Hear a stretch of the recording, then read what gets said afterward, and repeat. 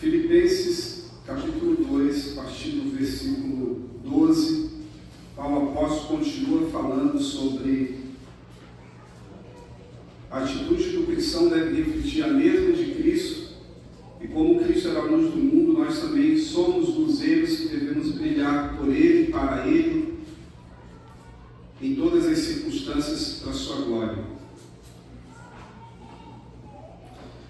Pudesse dar um título a essa reflexão, ficaria como nossa resposta à salvação. Qual a nossa resposta ao grande presente que recebemos de Deus?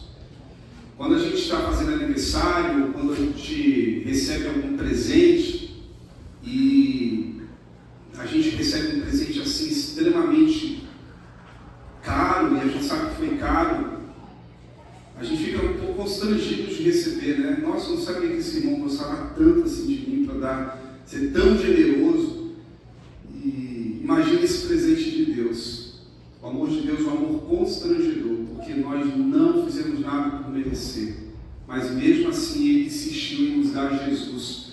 E quando a gente olha para esse capítulo, do verso 1 ao 11, relembrando que nós falamos na mensagem anterior, que trata sobre a unidade, ela não pode ser negligenciada. A unidade da igreja, ela foi dada por Deus, mas cabe a nós preservá-la. Não podemos descuidar da unidade, não priorizá-la. Jesus falou que o mundo só vai conhecer o amor de Deus, a presença real de Deus, se nós formos um como Ele é com o Pai.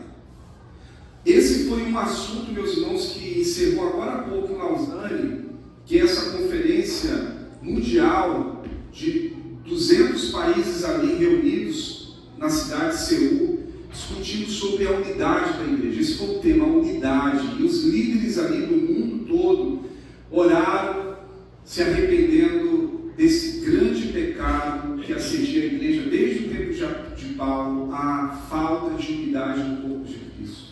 O partidarismo, a igreja cada vez mais institucionalizada, virou gueto, virou comércio, virou um monte de coisa e está perdendo a sua verdadeira essência da unidade cristã.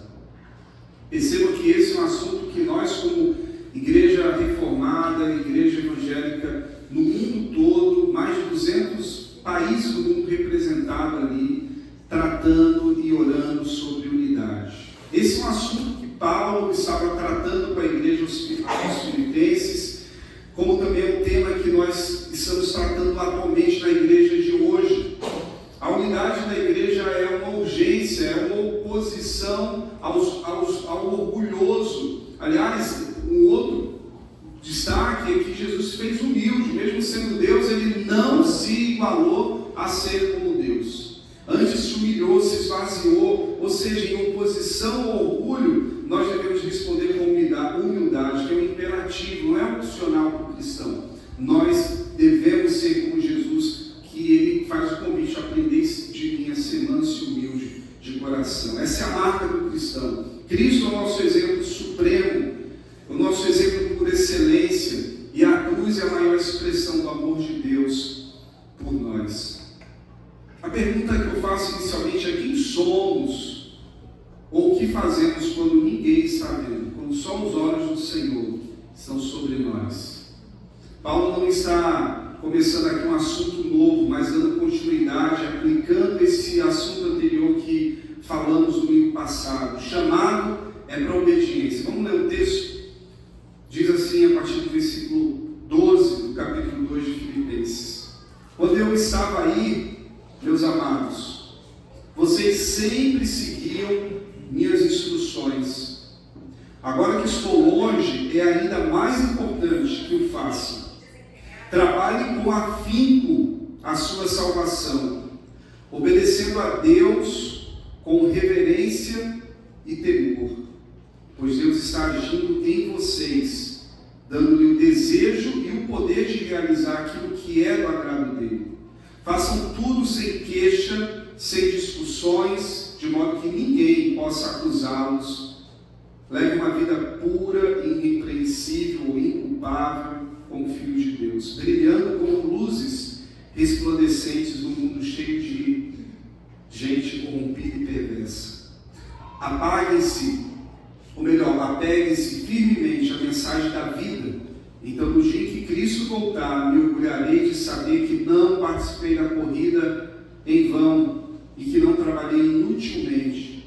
Contudo, me alegrarei mesmo se perder a vida, entregando-a a Deus como oferta derramada, da mesma forma que o serviço fiel de vocês é uma oferta a Deus. E quero que todos vocês participem dessa alegria. Sim, alegrem-se, versículo 18, e eu me alegrarei com vocês. Vamos orar. Deus, obrigado pela tua palavra, obrigado pelo exemplo de Paulo apóstolo, e queremos aprender mais uma vez contigo nessa noite. Aqui vivamos, Senhor, os princípios que a tua palavra exige que vivamos. Abre o nosso coração e entendimento para receber mais uma porção da tua palavra, Senhor, oramos em nome de Jesus, nosso Senhor. Amém. Amém. O apóstolo Paulo destaca, meus irmãos, que o conhecimento, gnoses e a experiência não tem nenhum valor se não nos ajuda a viver de um modo digno do Evangelho. A nossa experiência religiosa, o tanto de conhecimento que sabemos, não serve de nada se isso não desemboca em obediência, em uma vida digna de um cristão. Lembra que Jesus falou que no último tempo vai aparecer um monte de gente falando: em teu nome fizemos isso, em teu nome fizemos aquilo outro, em teu nome... Aí Jesus vai falar o quê? Apartai-vos de mim, vocês que praticam iniquidade. Paulo chama a atenção dos ensinamentos de Jesus sobre isso aqui. Tem alguns aprendizados a partir desse texto que lemos, e o primeiro é o seguinte: seja protagonista e responsável pelo seu desenvolvimento espiritual. Não terceirize isso só porque tem olhos vendo, gente cobrando. Paulo está dizendo aqui: olha, quando eu estive aí com vocês foram instruídos e faziam muito bem. Mas agora que eu estou longe, eu fiquei sabendo que alguns descuidaram da fé, que alguns estão vivendo uma vida desleixada, que está havendo partidarismo, confusão no meio de vocês. E Paulo começa a sua reprimenda com amor. Meus amados, olha só, quando você às vezes está falando algo verdadeiro, correto para alguém, mas fala de uma forma grosseira, de uma forma um pouco deselegante, talvez aquela pessoa não vai receber aquela palavra naquele primeiro momento. Paulo está sendo duro aqui, mas ele também está sendo amoroso com aqueles irmãos. É uma expressão de afeto genuíno. E todo mundo sabe que quando alguém mesmo fala uma palavra dura, mas a pessoa, no final das contas, ela vai dizer: não, realmente, a pessoa está falando isso porque se importa comigo, porque me ama, porque realmente tem um amor sincero por mim. É o que essa igreja reconhece em Paulo apóstolo. Mesmo 10 anos passando-se, Paulo ainda continua se importando e pastoreando esses irmãos da igreja de Filipos. Existia um problema grave ali acontecendo na igreja, e Paulo está exortando seus irmãos com afeto, com amor, porque o tempero do amor é colocado na exortação paulina. Paulo, às vezes, ele tinha um temperamento muito, às vezes, explosivo, né? Para a igreja de Corinto, ele recomendou que se entregasse na supervisão do diácono, do cara lá que estava causando confusão na igreja. Falando: não ora não, esse aí pode cortar, esse aí já está provado que não é dos nossos, esse aí você pode recomendar até para o diácono que o leve. E Paulo, às vezes, ele pegava duro nas suas exortações. Mas aqui nós percebemos um Paulo, quando ele esquece, ele sabe ser duro, ele sabe se impor, ele sabe falar em nome de Jesus, mas também Paulo, ele sabe ter uma expressão de afeto e de amor. É assim com a mãe, é assim com o pai, né? Você, às vezes, a gente está naquele momento de exortação do nosso filho, de disciplina, orientando, e às vezes a gente até se excede, né? Fala alto, fala alterado, porque foi pego pelo nervosismo, pelo medo, e depois a gente entende que o agente da quem nós falamos algo de uma forma mais rasa vai entender que a gente falou porque ama, porque se importa. Olha a palavra que Paulo usa ainda nesse versículo 12. Sempre. Era uma igreja que estava constante na obediência do Evangelho. Todos nós, meus irmãos, temos tido professores ao longo da nossa vida, ou mentores, ou pessoas que nos influenciam em nossa jornada. E esses desempenham funções que são importantes e necessárias na nossa caminhada. No entanto, o que fazemos com as suas instruções, como elas têm alguma implicação sobre nós, sobretudo acerca das instruções espirituais que recebemos e que temos recebido, vai depender inteiramente de cada um de nós, o que a gente faz com aquilo que a gente ouve.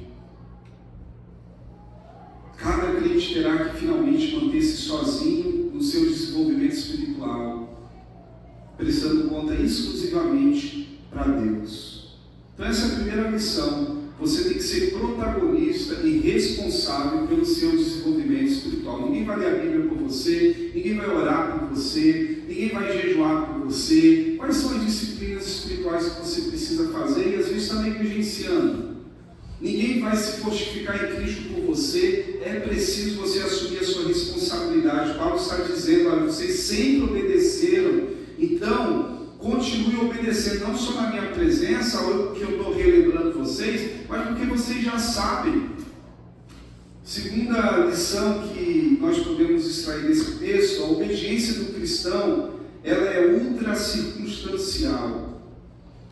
Algumas pessoas cristãs estavam muito dependentes da presença de tal apóstolo para viver em conformidade com a palavra.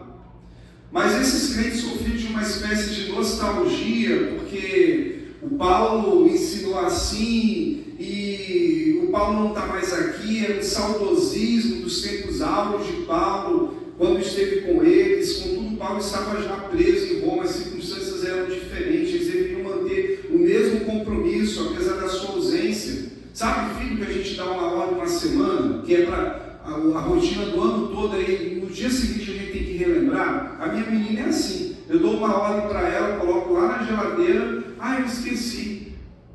Aí você tem que estar relembrando o tempo todo, né? Os combinados. Aqui no trilho a gente faz os combinados. Só que os combinados você tem que lembrar de 2 em 2 minutos, porque foge muito rapidamente, não está concentrado naquilo. A obediência do cristão, ela independe das circunstâncias. Olha, eu estou bem com Deus, olha, eu estou mal com Deus.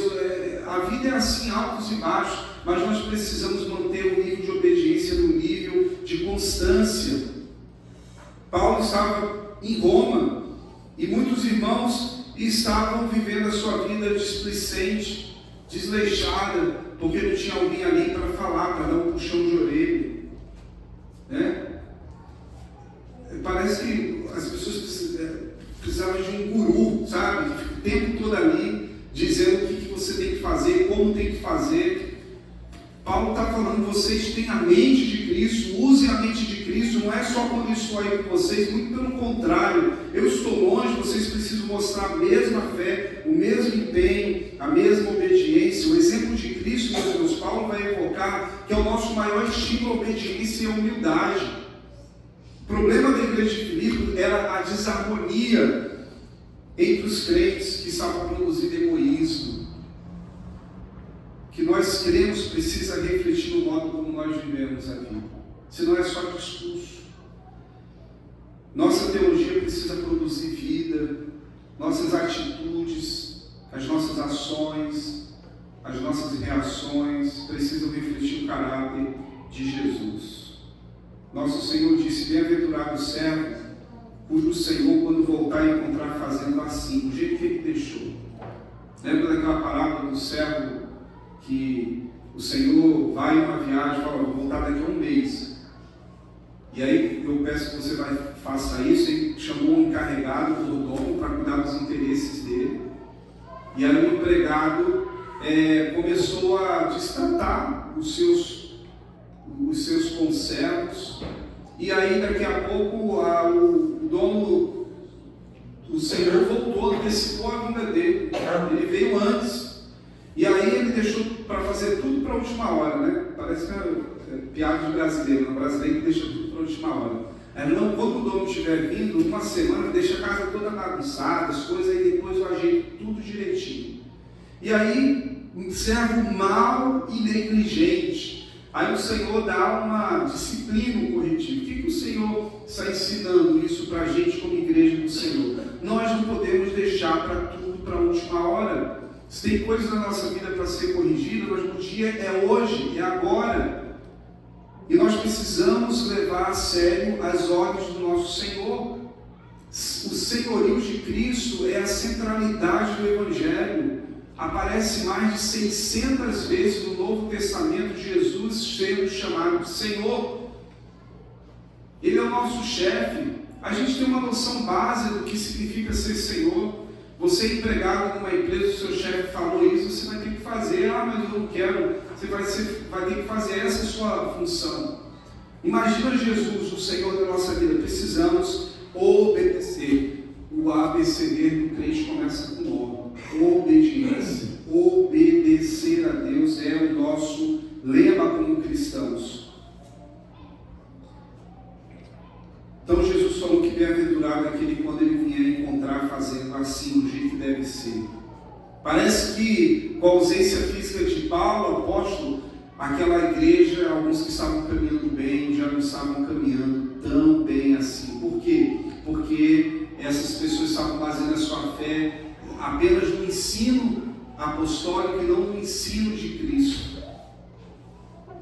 Sabe aquele irmão que se acontecer algum problema com o outro, o irmão Luiz Carlos saiu da igreja, eu também vou sair.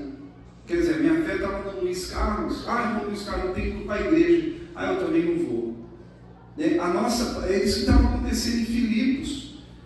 Eles estavam usando Paulo como um recurso, a presença de Paulo. Paulo não está lá, não precisa mais. E ele vai falar isso aos Gálatas também. Gálatas, o que aconteceu com vocês que estavam caminhando tão bem e agora regrediu na fé? O que aconteceu? Esqueceram? Não, Paulo tem que vir em Gálatas, tem que ir na igreja de Filipos, fazer uma conferência para relembrar o povo aquilo que precisa ser relembrado. Então é isso que Paulo está fazendo. Como ele não podia ir, que estava preso, ele está relembrando os seus irmãos do compromisso que eles fizeram com Cristo. Alguns acabam se esfriando, se desviando do verdadeiro propósito de ser igreja, porque acabam descuidando da responsabilidade de ser protagonista pelo seu desenvolvimento espiritual. Algumas lições sobre a salvação. Paulo vai entrar então aqui nesse versículo, falando aqui, trabalhai, versículo 12 ainda, trabalhai com afinco a sua salvação. Irmãos, como a gente trabalha, né? A gente trabalha, tem gente que trabalha até 8, 12 horas por dia. 12 horas por dia. Para ganhar um salário, para pagar os boletos. É legítimo isso. Não tem nada de errado nisso. O problema é que a gente não pode fazer do trabalho a prioridade da nossa vida. O nosso trabalho pode ser um instrumento e deve ser um instrumento de exaltação a Deus, independente do que nós fazemos. Como a gente pode usar o nosso trabalho como ferramenta de evangelização? Um mecânico, ele começou a trabalhar nos sábados, meio expediente, para consertar na sua oficina carros de senhoras que não tinha como consertar, não entende de mecânica, de pessoas que não têm condições de fazer uma manutenção preventiva no carro, e ali ele começava a evangelizar as pessoas. Ele começava a falar do amor de Jesus. Então ele usou o seu trabalho mecânico, falando do amor de Jesus, servindo pessoas e ao mesmo tempo levando a mensagem de salvação. Então Paulo está falando, olha, e Jesus nos falou também isso. Olha, vocês devem trabalhar pela comida que perece, muito bem, mas muito mais pela comida que permanece pela vida eterna, qual o Filho do Homem dará a todo aquele que o busca. Nós temos buscado com afinco a salvação? Ou de qualquer jeito, de qualquer maneira? E em outras palavras, Paulo está falando aqui que vocês precisam desenvolver a salvação. Isso não é trabalhar para a sua salvação, mas trabalhar a sua salvação.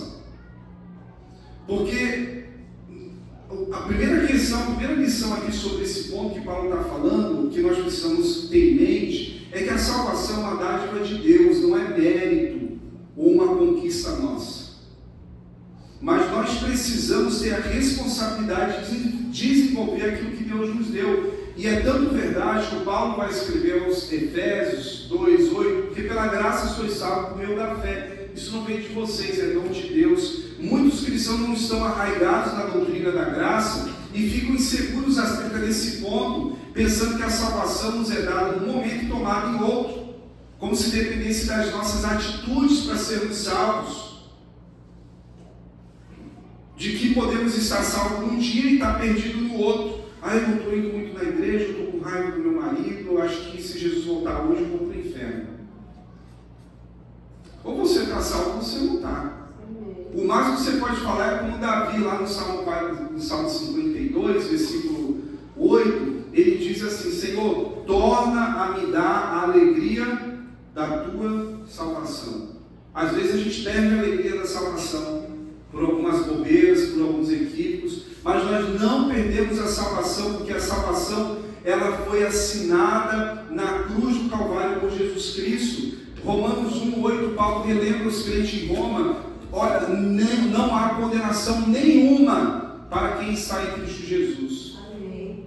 Se a gente está em Cristo Jesus, nós fomos selados para o dia da redenção. Não depende de como você está, não depende de como você se sente. A salvação depende da graça de Deus. E se ela te alcançou, você é salvo. Uma vez salvo, salvo para sempre. O crente perde a salvação? Não, porque a gente não pode perder aquilo que a gente não conquistou. Ou a gente é salvo, ou a gente está condenado. Um membro da família de Deus jamais será desertado. Jesus falou: todo que o Pai me dá, vem a mim, e todo que vem a mim, de maneira nenhuma lançarei fora. Uma vez ovelhas de Cristo, jamais estaremos desgarrados das mãos do nosso Cristo, conforme ele falou em João 10:28. É preciso desenvolver a salvação, meus irmãos. Eu quero destacar algumas lições também sobre esse negócio, do que é desenvolver a salvação, ou do que é trabalhar com afinco a sua salvação. Assim como a unidade é dádiva de Deus para a sua igreja, mas cabe a gente manter, a salvação também é algo exclusivo de Deus, dado a nós, para aqueles que creem em Jesus Cristo, mas é nossa responsabilidade desenvolvê-la. Porque a vida cristã, ela não é estática, ela está em movimento. Não é algo estéril, mas é algo que gera a vida de Deus em nós e através de nós também. Desenvolver a nossa salvação, porque cada avanço na espiritualidade é realizado por nós, mas na medida que nós vamos nos comprometendo e cooperando com o poder de Deus que habita em nós. Nenhum avanço pode ser atingido na nossa vida sem essa cooperação. Pôr em prática a lei do amor, praticar a palavra de Deus, vontade e determinação de viver progressivamente a vontade daquele que nos chamou das trevas para o reino da sua maravilhosa luz. Vida cristã precisa ser desenvolvida. Aí você olha para a sua vida, 10 anos de igreja é a mesma coisa. Cresceu nada no amor, na generosidade, na piedade, na forma de perdoar, na evangelização, no discipulado. Entende? É preciso desenvolver. Não é possível ter um nanismo espiritual. Não é possível ter um atrofiamento espiritual. A soberania de Deus não anula, meus irmãos, a nossa responsabilidade. A salvação é de Deus e nos é dada por Ele, mas nós precisamos aprender a desenvolver da forma correta.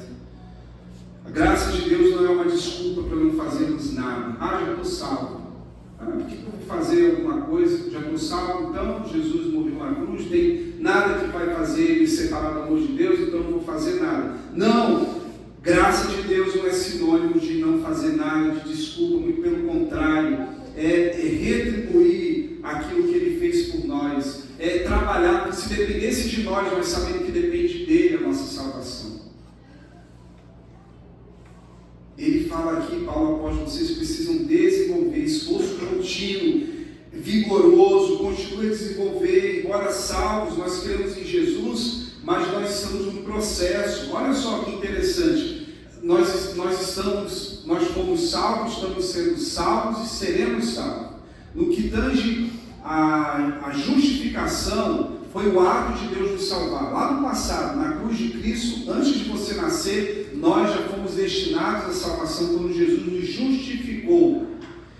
Então, no passado, justificação. No presente, na santificação, é um processo que leva a vida toda. Desde que nós começamos, fomos justificados, colocamos o nosso nome no livro da vida, nós começamos o outro processo da santificação. Estou sendo salvo no presente e serei salvo no futuro, na glorificação, quando nós seremos salvos da ira de Deus, da condenação eterna de Deus.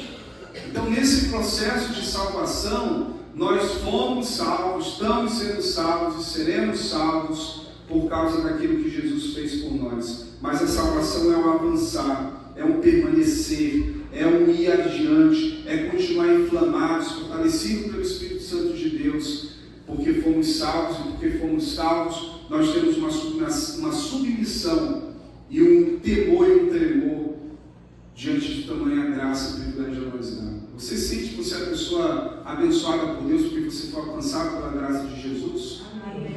Então, em segundo lugar, em relação a desenvolver a salvação, nós precisamos desenvolvê-la para que nós possamos produzir reverência e não relaxamento. Paulo fala aqui da palavra obediência, reverência e tremor. Olha aí o versículo que nós lemos, versículo 12. Obedecendo a Deus com reverência e temor.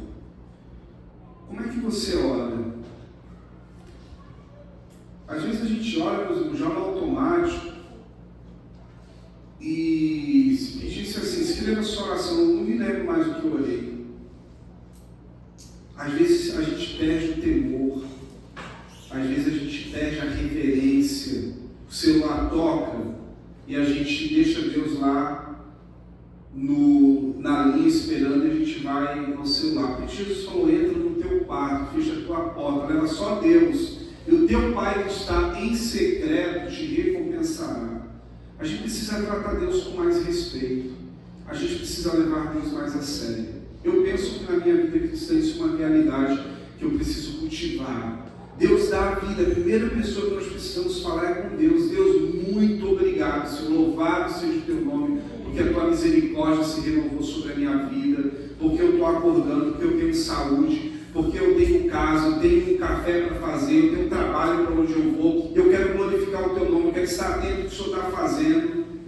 Temor e tremor diante do Deus a quem servimos. Não podemos perder isso, senão vamos nos tornar meros fazedores de coisa, meros religiosos, sepulcro caiado, sem vida. Paulo chama a atenção dessa igreja que eles viram de forma obediente, mas não uma obediência obrigatória que gere tristeza, pesar, não, com alegria, com reverência, com temor. Continue até que a obra da salvação seja realizada em vocês. Aliás, Paulo já falou lá no capítulo 1, no versículo 16, olha, eu sou convencido de que aquele que começou a boa obra em vocês também vai completar até o dia de Cristo. Nenhum cristão pode contentar-se menos com o benefício total do Evangelho. Precisamos mergulhar mais em Deus, conhecer Deus com mais profundidade, ter mais sede de Deus, celebrar com mais alegria, com mais verdade, com mais expectativa.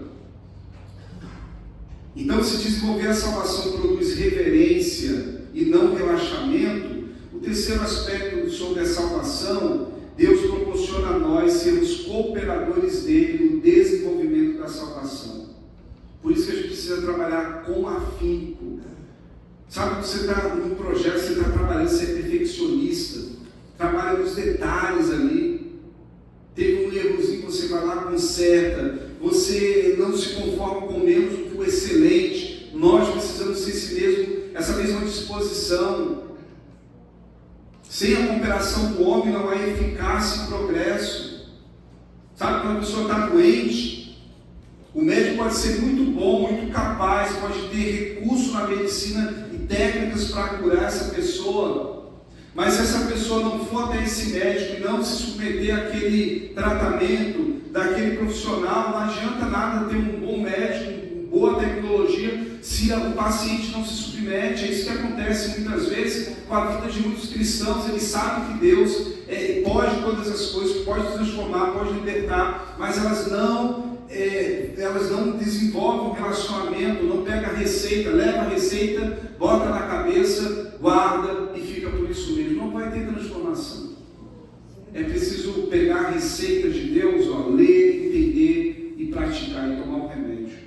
Aí vai fazer tratamento, aí vai fazer transformação. Isso é o que acontece com a salvação. Deus nos ofereceu, está aí. Sem esse oferecimento não se pode falar de salvação. Olha o que Paulo fala em Tito 2, versículo 11 e versículo 14, sobre a questão da salvação. Vamos todos ler esse versículo então, Tito capítulo 2, 11 e 14.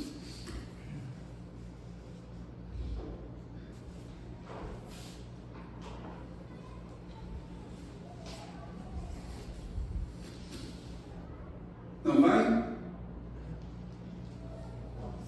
Vou ler então. Pois a graça de Deus se manifestou salvadora a todos os homens. Ela nos instrui a renunciar à impiedade, aos desejos mundanos e a viver de maneira sensata, justa e piedosa nesta era presente, enquanto aguardamos a bendita esperança, a gloriosa manifestação do nosso grande Deus e Salvador Jesus Cristo. Ele se entregou por nós, a fim de nos remir de toda iniquidade e purificar para si mesmo um povo particularmente seu, dedicado a praticar a prática do que é bom. A graça se manifesta salvadora a todos, mas nem todos se submetem ao critério da salvação. E quais são os sinais se realmente somos salvos? Paulo continua, mas além disso, quando examinamos essa sequência de pensamentos, o primeiro sinal que Paulo apóstolo vai discorrer é o progresso efetivo e crescente da salvação. É você aferir em você mesmo, a partir das Escrituras, se está havendo progresso, ou estagnação, ou pior, regresso. A sua vida diária, ela tem de continuar evidenciando de que trabalha efetivamente a sua própria salvação. Uma salvação que cada dia cumpre-se melhor e chega a uma maior perfeição. A grande tragédia de muitos cristãos, meus irmãos, é que não fazem em realidade nenhum progresso, estão estagnados, estão aquém, mudam apenas de religião, mas não de coração, muda apenas de discurso, de lugar onde frequenta o final de semana. Tendo a vida, levam sempre as mesmas marcas, os mesmos enganos, são vítimas sempre dos mesmos hábitos, dos mesmos pecados, seguem sempre culpados das mesmas deslealdades, dos mesmos fracassos, enquanto que o verdadeiro cristão dá evidência de que nós não vivemos uma alienação, uma clausura, mas um movimento de transformação que vem de dentro para fora. Deve estar em contínuo progresso e desenvolvimento.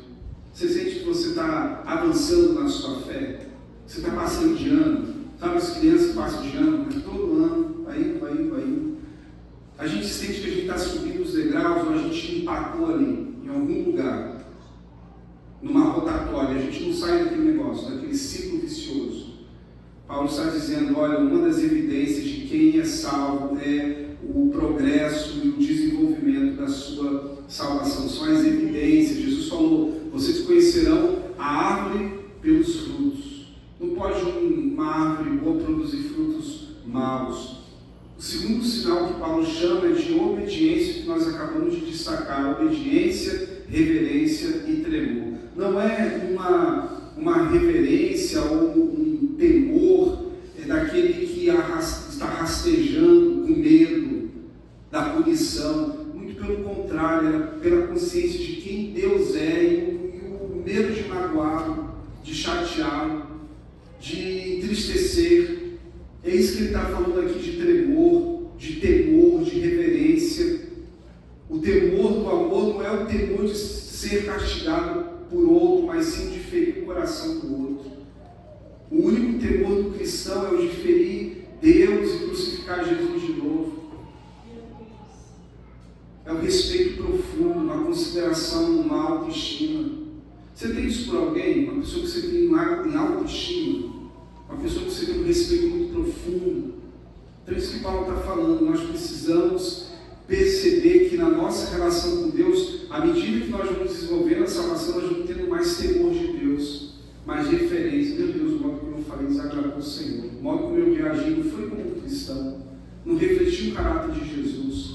Poxa, essa oportunidade aqui eu deixei passar. É isso, aquilo vai aumentando em você. Você traz Jesus para todas as circunstâncias da sua vida. O sinal do desejo e do poder realizar, como ele vai colocar aqui, pois Deus está agindo em vocês, versículo 13, dando-lhe o desejo e o poder de realizar aquilo que é do agrado dele. É Deus que gera em nós o desejo de fazer a sua própria vontade. É Ele quem nos habilita e nos condiciona a fazer a vontade dele, porque pelo contrário nós vamos fracassar.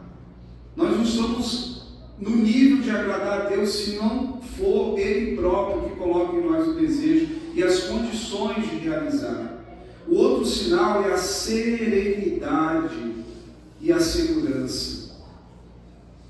O cristão faz tudo sem murmuração. Versículo 14: façam tudo sem queixa, sem discussões.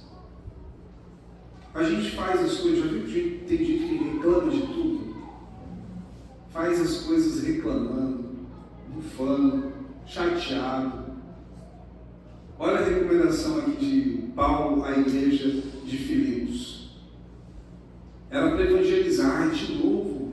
Não, eu já fui, agora tem que ter um irmão ali, não sei o quê. Começavam os murmurinhos na igreja de Filipos. Será que isso acontece na igreja de Filipos há 2.000 anos atrás? Muita coisa, o povo trabalhava, na igreja de Filipos é uma igreja de gente trabalhadora, mas murmurava. E essa mesma palavra no grego que Paulo utiliza é a mesma que aparece também lá no original, em Números 16 e Êxodos 15, 24, quando houve um murmúrio do povo de Israel em relação a Moisés e em relação também ao próprio Deus. Deus detesta murmuração, reclamação. Ele fala, clama, mentira o ré. O que dá quando a gente bota o carro no ré? Vai para trás. A gente tem que clamar. Quando a gente não reclama, a gente fica só o clama. Clama a mim. E qual é a promessa que Deus faz? Eu responderei e revelarei coisas grandes e ocultas que vocês ainda nem fazem ideia do que eu posso fazer, mas eu posso fazer. Então não combina com quem tem fé em Jesus ficar murmurando, reclamando, mesmo quando as coisas são contrárias, mesmo quando dá vontade, a língua coça, a gente fala, a língua tu fica no teu lugar, porque essa língua só adora, só exalta e só clama ao Senhor. Precisamos ter essa postura de quem realmente entende o Evangelho de Jesus, sem murmuração e sem discussões, de modo que ninguém possa acusá-los. Esse é um outro sinal aqui, que fala da pureza. O cristão deve ser irrepreensível, sincero, sem mancha, sem discussões todas. Irmão, já viu que tem gente que entra em discussão à toa, bobeira? Eu não posso mais nas minhas redes sociais nada de política, porque é só para dar confusão. Meu Deus, olha, o pastor é de direita, não, o pastor é de esquerda, eu achava, o pastor, ninguém sabe se eu sou de direita, se eu sou de esquerda, se eu sou de centro, em relação à política. Em relação a time, eu já vi no Rio de Janeiro a gente se matar por causa do futebol. Eu fui no Maracanã um dia, meu Deus, que gente louca. Quase me passou com um trator em cima do outro, porque o Fluminense foi assistir um jogo lá na arquibancada da torcida organizada do Flamengo. Aí tem gente que briga no trabalho, sai um soco mesmo na bancada, por causa de time de futebol. Por que o time do outro também não pode ser bom, só o meu que pode? Já viu, para valorizar o seu, você sempre, em detrimento do seu, você tem que desvalorizar o outro? Aí tem gente que entra em discussão de ideologia política, partidária, ou de questão de time, ou de religião. A gente tem que falar do amor de Jesus. A gente tem que falar que Jesus tira as pessoas do poder do inferno, do pecado, e não fica entrando em discussões tolas. Lá na igreja também havia alguns assédios, falsos ensinamentos que estavam dentro da igreja. Perceba que a gente está falando de Filipenses, que existe um problema externo, que vem de fora para dentro, que era Roma perseguindo a igreja, matando os cristãos, e tinha um problema dentro da igreja. Um era a desunião dos crentes, e o outro eram os falsos ensinamentos, os falsos ensinos. E nós precisamos estar atento a eles, para nós não sermos engordados por esses falsos ensinamentos, que vêm transvertidos de humanismo, de humanidade, mais uma humanidade corrompida e pecaminosa.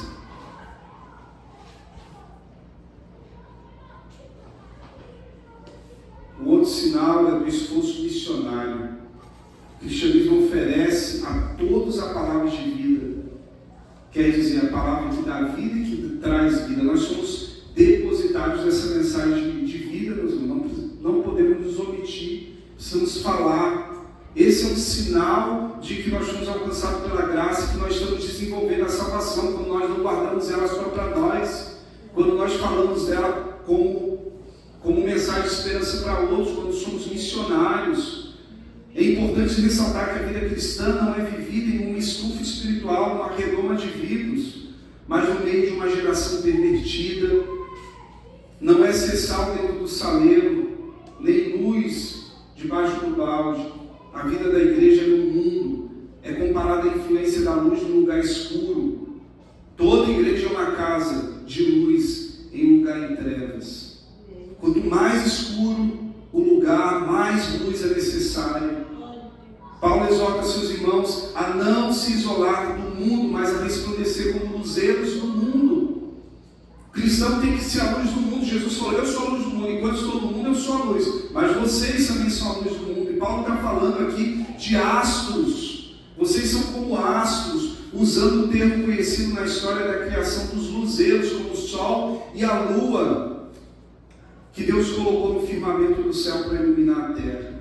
A igreja não detém o monopólio da salvação, nem depositária única da graça, mas é responsável por indicar ao homem o caminho que é Cristo Jesus. Em quarto lugar, desse sinal de evidência, a salvação é demonstrada por meio de uma fidelidade inegociável. O apóstolo está enfatizando aqui 2 pontos. Ele se preocupa aqui como quem vai estar diante de Cristo, do compromisso que ele assumiu de investir a vida dele, a própria vida dele, para o progresso dessa igreja. Ele fala aqui para nós levarmos uma vida pura e irrepreensível como filhos de Deus. Versículo 16: apegue-se firmemente à mensagem da vida. Então, no dia que Cristo voltar, me orgulharei de saber que não participei da corrida em vão, de que não trabalhei inutilmente, contudo me alegrarei, mesmo se perder a vida, entregando a Deus como oferta derramada, da mesma forma que o serviço fiel de vocês é uma oferta a Deus. Irmão, estou aqui morrendo por vocês, vocês estão aí brigando, porque o irmão fala uma coisa, o outro não gostou outra. Eu estou aqui para perder a cabeça. E vocês estão aí discutindo. A gente vai chegar na esgoja, as 2 irmãs líderes da igreja, uma brigando com a outra. Uma era do ministério infantil, a outra era do ministério de evangelização. Ninguém me ajuda aqui no infantil, ninguém me ajuda aqui na evangelização. E as irmãs estavam brigando, cada um fazendo a obra de Deus, mas com partidarismo. E Paulo me lembra: olha, eu estou aqui em cadeia, preso para vocês. E eu não quero saber, eu não quero que todo o meu investimento, esses 10 anos com vocês, olha o texto de novo: apegue-se firmemente à fé. Para que eu me orgulhe de saber que não participei da corrida em vão, para que todo o tempo que eu investi em vocês não tenha sido em vão. Prove que eu estou errado. Tenha a mesma alegria que eu tenho Paulo vai dizer. Paulo é um pastor que se preocupa com aquela igreja, ele investiu tanto, ele está ali por causa daquela igreja e de outras. Irmãos, não se percam naquilo que vocês precisam se manter fiéis a Deus. Unidade, humildade, não partidarismo. Paulo apóstolo se preocupa com quem vai se reportar a Cristo no compromisso desses, que um dia ele investiu tempo, a sua própria vida, como libação. Falou, se for para morrer por vocês, mas aí vocês têm que levar a sério o que eu vou morrer feliz da vida, irmãos. Não se preocupe com isso não. Estou dando minha vida como oferta como Cristo deu. Agora, se for para eu morrer, para vocês ficarem todos se matando, brigando, aí não, né, meus irmãos? Mas alegre-se, porque o serviço fiel de vocês é uma oferta a Deus. O serviço fiel de vocês é uma oferta a Deus. Na conferência Igreja, Reino e Diaconia que nós tivemos aqui na igreja, em 2018, quando o Bebeto esteve conosco, ele falou algo bem interessante. Ele disse que a igreja, para ser bênção na comunidade, ela não precisa ser rica e nem precisa ter muita gente, ela precisa ser obediente a Jesus. E eu tenho uma filosofia de que a obra de Deus, feita de acordo com a vontade de Deus, nunca falta provisão, porque é Deus que sustenta a obra dele. E nós precisamos, meus irmãos, também, como Paulo está dizendo, sermos obedientes, irrepreensíveis. É preciso saber ler o texto bíblico, as escrituras, mas é importante ler o contexto também. É preciso ir depois ao contexto, com as respostas do texto, e voltar depois, trazendo em si um fruto daquilo que é uma verdade do Evangelho. O Evangelho sem prática é discurso vazio. O Evangelho não é outra coisa a não ser a própria mensagem, que foi o Verbo que se fez gente, habitou entre nós. Qual é a missão da igreja, meus irmãos? Nós precisamos alinhar a agenda dessa igreja, a nossa agenda no dia a dia, à agenda de Deus. A missão da igreja continua sendo a mesma missão de Deus. E a missão de Deus é colocar todas as coisas e todas as pessoas sob o domínio de Jesus Cristo, até que Ele venha. E o que Paulo apóstolo está declarando, nossa vida, a nossa expectativa tem de estar em Cristo Jesus. Eu quero terminar essa reflexão nos desafiando, meus irmãos, a que resposta nós damos a esse grande amor com que nós somos amados por Deus, amando uns aos outros com o mesmo amor que nós somos amados. Há duas respostas. Como é que a gente responde a Deus? Ou a gente rejeita, seja deliberadamente como Sinério fez, rejeitando Jesus, seja com tristeza no coração, como aquele jovem rico, que foi até bem intencionado, ele até queria seguir Jesus, mas Jesus impôs para ele uma condição que não lhe agradou. Eu estou rejeitando ele, não é, mas meu coração deseja, mas eu não consigo seguir do jeito que ele quer. Ou às vezes a gente rejeita Jesus com protelação. Deixa mais para frente, ou com remorso, como Judas, que mesmo amando achou que o seu pecado era tão grande que não seria digno do perdão de Deus. Mas nós podemos nos aproximar de Deus com o coração arrependido, como Pedro, que mesmo falhando, mesmo sendo vacilando, ele se arrependeu com sinceridade de coração. E ele foi aos pés de Jesus confessar o seu pecado e foi aceito por Deus. Enquanto Jesus não for o Senhor e o Deus da nossa vida, não vai fazer muita diferença as nossas tentativas de dar conta da nossa vida. Enquanto a gente não se prostrar aos pés de Jesus, como fez Tomé naquele domingo da ressurreição, e dizer: Deus meu e Senhor meu, não vai fazer muita diferença o que a gente faz na nossa vida, os domingos aonde a gente frequenta, quando Ele não for o nosso Deus, o nosso Senhor. Mas se Ele for o nosso Deus, o nosso Senhor, nós estaremos dispostos a ir onde Ele quer que nós vamos, nós iremos, nós não nos furtaremos da sua vontade, da sua companhia. O que nós temos feito com a salvação que Deus nos deu? A gente tem guardado ela só para a gente, ou a gente tem anunciado ela?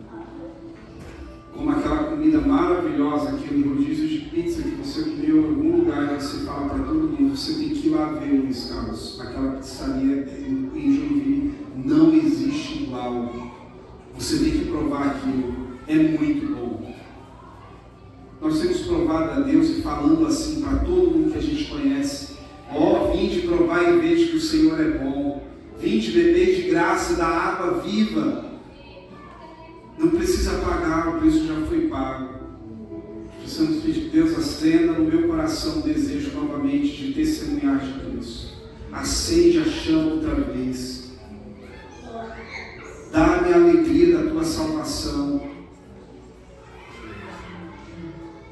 Se nós temos nos alegrado com tantas coisas, mas o que mais precisa alegrar o nosso coração é o fato do nosso nome estar escrito no livro da vida. Isso é pouca coisa. Esse é o motivo de nós agradecermos a Deus. Então, olhe nesse momento agradecendo ao seu Deus pela sua salvação. Você não fez nada para conquistar, mas Ele te amou. E Ele espera que o mesmo amor com que Ele te ame, você também aprenda a amar outros também. Peça a Cristo: Senhor, eu quero ser estimulado a obedecer ao Senhor e me parecer com Jesus. A boa obra que o Senhor começou na minha vida, não permita que eu mesmo possa retardar, ou boicotar, ou dificultar, mas que a tua boa obra em mim se cumpra para a tua glória. Usa, Senhor, a minha vida e a vida dos meus irmãos para sermos verdadeiras testemunhas do Senhor. Tira toda a dificuldade, toda a barreira, todo o medo que nos impede de ser aquilo que o Senhor quer que sejamos. Nos atrai a tua presença santa, Senhor. Nos atrai, Senhor, a um maior nível de profundidade de conhecer quem Tu és. Conhecendo quem Tu és, nós possamos ser